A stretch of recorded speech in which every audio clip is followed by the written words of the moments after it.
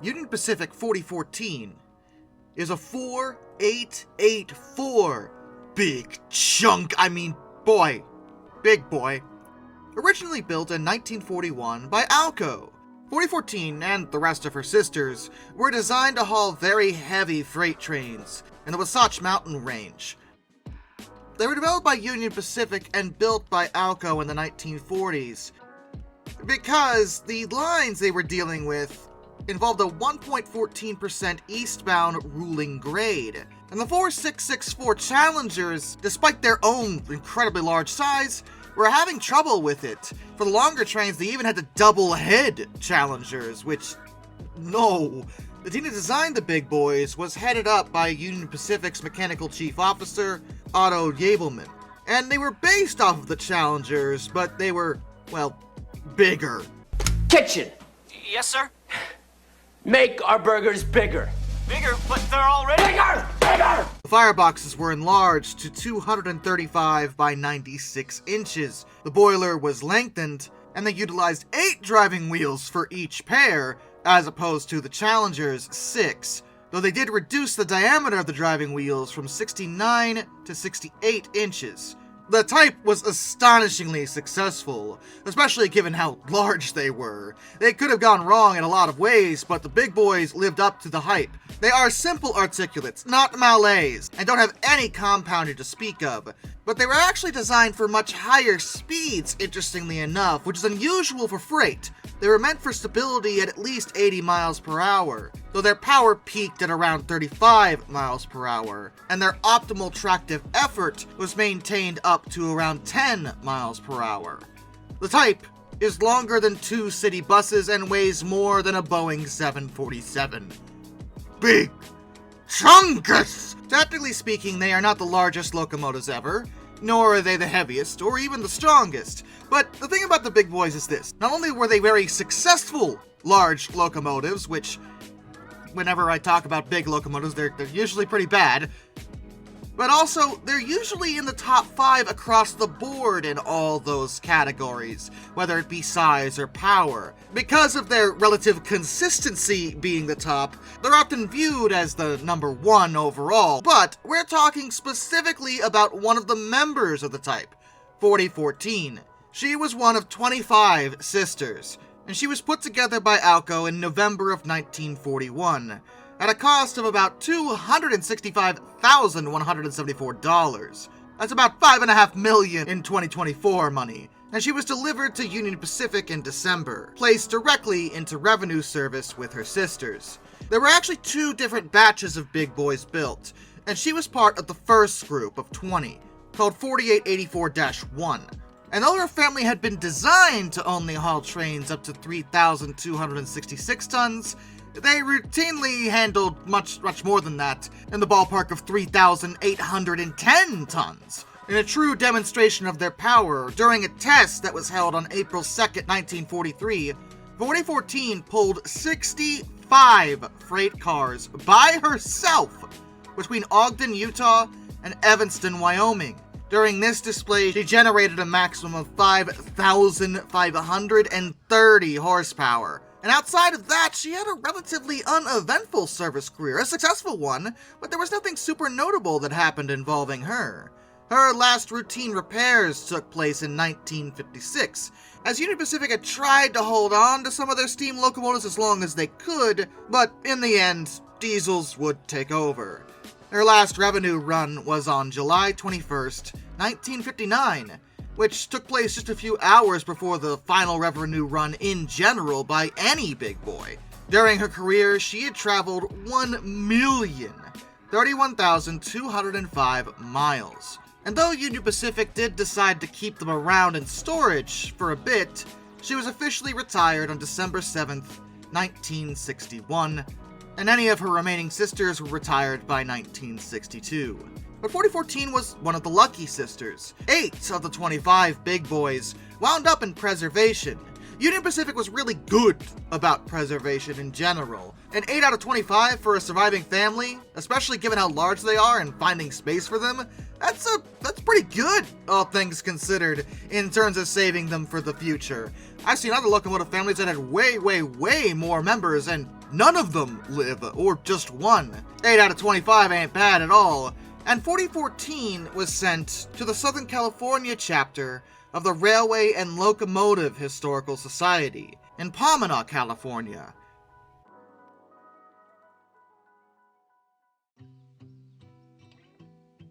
"4014 would sit on static display for many years, just chillin', vibin', hanging out. The Historical Society did take care of her as best they could, but even though some other steam locomotives had come back into the fold for excursion service, for tourist runs and such, the notion that a big boy would seemed relatively unlikely, and it was down to two factors: cost and weight. Cost is obvious. They're big and expensive. You'd need a lot of money to get one up and running, and you'd need a lot of money to maintain one in running condition. And then the weight. Now, big boys were designed to keep their axle load as low as reasonably possible, but even there, it's 67,500 pounds. They still weigh a lot, and there's certain lines that will not tolerate them, particularly in the eastern part of the United States. Granted, you could just keep her over in the western part and it wouldn't be an issue, and plenty of main lines could take her, but still, the point was that the idea of a big boy entering excursion service, while everyone agreed that it would be really awesome, just didn't seem likely until 2012. Union Pacific themselves had been running their own steam program for pretty much this whole time. They'd kept 844 in active service even when they retired all their other steam locomotives. And that year, officials announced that they intended to obtain one of their old big boys for restoration to operational condition for excursion service.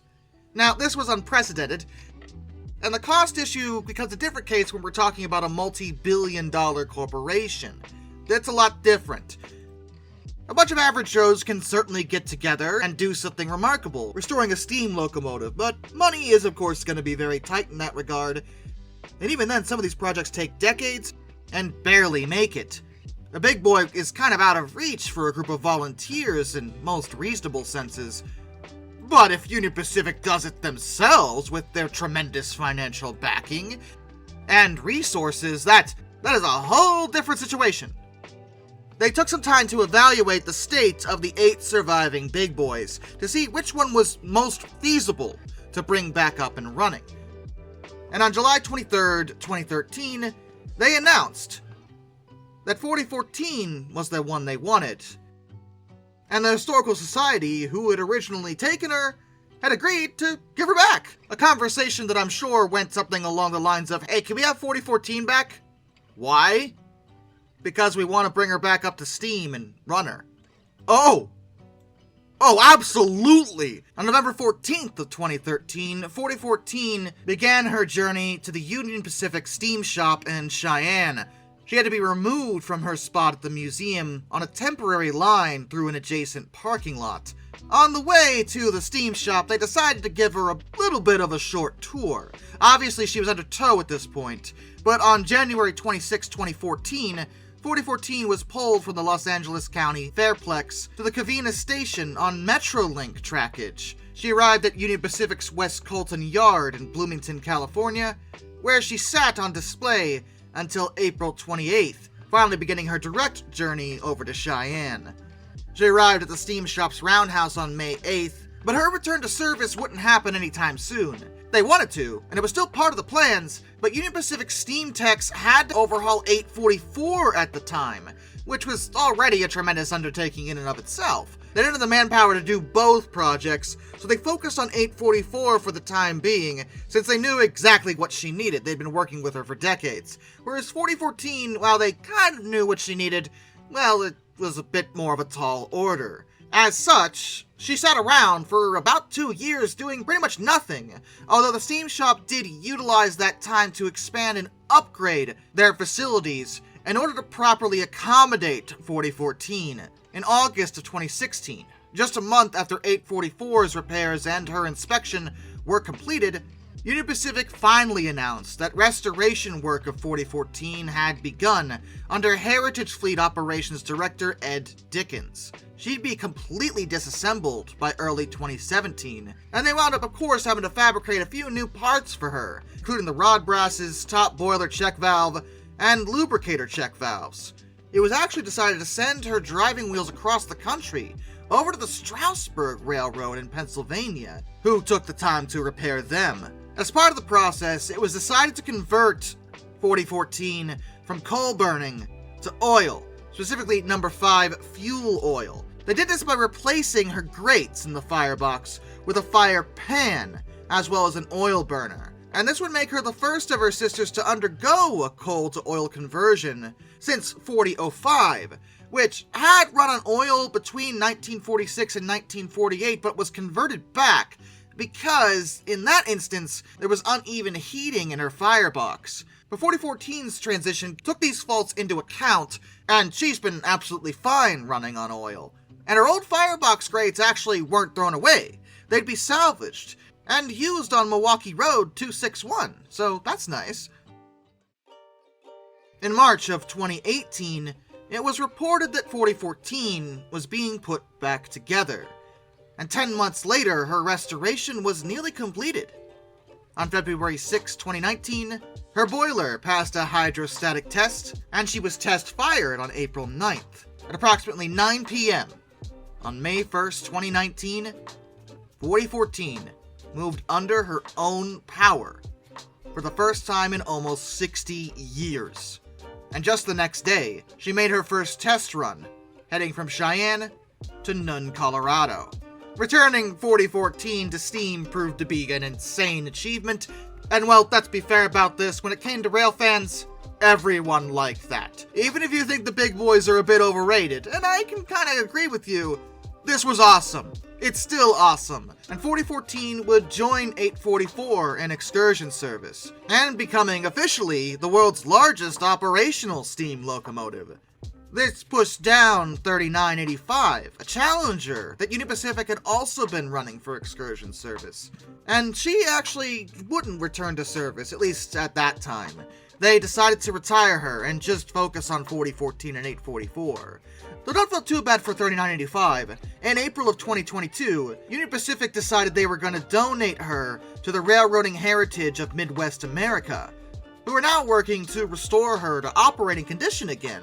4014's first ever excursion run happened in May of 2019, amid celebrations that had marked 150 years since the completion of the first transcontinental railroad. Following her May 4th christening at the Cheyenne Depot Museum, 4014 double-headed with 844 and traveled over to Ogden, Utah. Now you might be saying, hey, do you need both of those to pull that train? And no, that is way too much power. Also, yeah, we do. We can never have enough power. 4014 would follow this up by making 2 tours on her own. From July 8th to August 8th, she visited the Midwestern United States, including stops over in St. Paul Union Depot and the Lake Superior Railroad Museum. Then she toured the Southwestern United States, from September 27th to November 26th.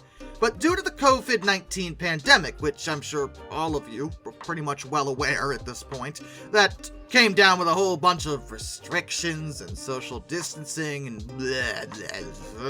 ruined everything, Union Pacific decided in March of 2020 that they were going to cancel that year's steam operations with both 4014 and 844, since, well, yeah, honestly, that wasn't really a surprise. But excursion operations did resume in August and September of 2021, with 4014 doing tour stops in Fort Worth and Houston, Texas, New Orleans, Louisiana, North Little Rock, Arkansas, St. Louis, Missouri, and Denver, Colorado. In May of 2022, the Railroading Heritage of Midwest America in Silvis, Illinois, wanted to rebuild 4014's original tender to carry fuel instead of coal. The reason for this is that she wasn't using her original tender at this time. She had taken 3985's tender, which had already been modified to use oil. As I said, 3985 is being put back together by them, and they would like her tender. So they simply planned to fix 4014's tender, That way they can just trade them, which is a totally reasonable thing to do. In July of 2022, 4014 pulled the museum special excursion between Cheyenne and the Denver Union Station to benefit the Union Pacific Railroad Museum. On September 14th, 2022, she was fired up to move Union Pacific 5511, a 210-2 locomotive, out of the Cheyenne Roundhouse and around the yard for testing, since 5511 wasn't in great shape, and she was also given to the railroad heritage of Midwest America in order to be brought back up to steam. In June of 2023, 4014 then ran from Cheyenne to Omaha, Nebraska as a part of the Home Run Express Tour, and then sat on display at Charles Schwab Field, Omaha, on June 15th through the 21st, as well as the 24th and the 25th. It was during this time that 4014 did something unusual, from the modern day. You don't really see railways do this anymore, at least ones that don't necessarily utilize steam engines a lot. But, a situation came up where there was a stalled freight train while she was on her way back to Cheyenne on June 29th. And the dispatcher decided, we have Big Chungus right here. Can y'all push this? And she did. She banked that freight train up the grade in Blair, Nebraska. Even encountered a bit of wheel slip, which is rare for big boys, so it must have been heavy. And on the July 3rd journey from Pine Bluffs, Wyoming back to Cheyenne, 2 cab rides were sold for, let me check my notes here, $9,500 a piece. Bruh. Which was, in fairness, to benefit the Union Pacific Railroad Museum. So it wasn't just for profit, but almost 10 grand. And, hey, if people are gonna pay it, come on, it's a big boy. And at this point in the story, it's also probably worth mentioning that 4014 is arguably one of the safest steam locomotives in operation in America today. And the reason for this has to do with positive train control, which is a thing that generally isn't utilized on steam locomotives since it was designed in the diesel era. Union Pacific was already thinking about this element all the way back in December of 2018, when they straight up asked the FRA, Federal Railroad Administration, if they could exempt both 4014 and 844 from the new positive train control requirements. In February 2019, the FRA did reply and pointed out that, actually in this instance, you don't need those. You don't need any waivers. And the reason is that this is heritage equipment. And the new rules did take into account the fact that heritage equipment still runs and you kinda can't, at least at the time, put positive train control on it easily. But Union Pacific was still like, I wonder if we can do that. How are we gonna do that? Well, in 2021, 4014 became the first mainline steam locomotive to be equipped with positive train control. Though at that time, the display for the positive train control utilized the computers and equipment in her helper diesel, number 4015. But in May of 2024, they moved the equipment into a cabinet in her tender, which allowed 4014 to run without the assistance of a diesel helper locomotive, because she doesn't need anyone's help. You need her help! And just the previous month, this year, April 2024, plans were announced for 4014's first of 2 tours, the first of which began, very, very recently, at least as of the making of this video, June 30th. And she's scheduled to stop in Roseville, California on July 12th and the 13th, and then Ogden, Utah on July 20th and the 21st. She's liable to continue for a great deal of time, as Union Pacific has seen much success with her. She's of course a fan favorite, and just goes to show that in order to be successful on the railroad, whether it be with heritage equipment or whether it be in service, sometimes all you need is just a little bit of unspeakable power.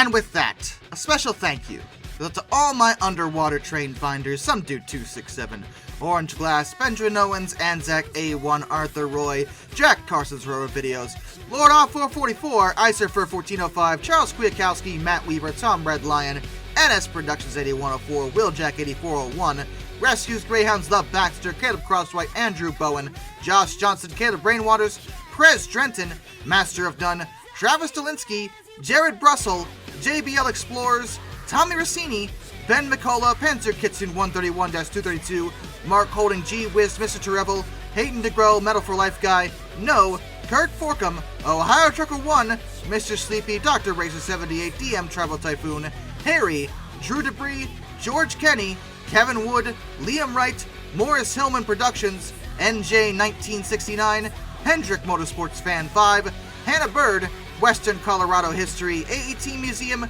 Ryan Wehofer, Der Rauchi, Murder Drone Stall, Williard Conklin, Windy City Rails, A Person 723, and of course, my dad. Till next time, this is Darkness, and I bid you all a fun farewell.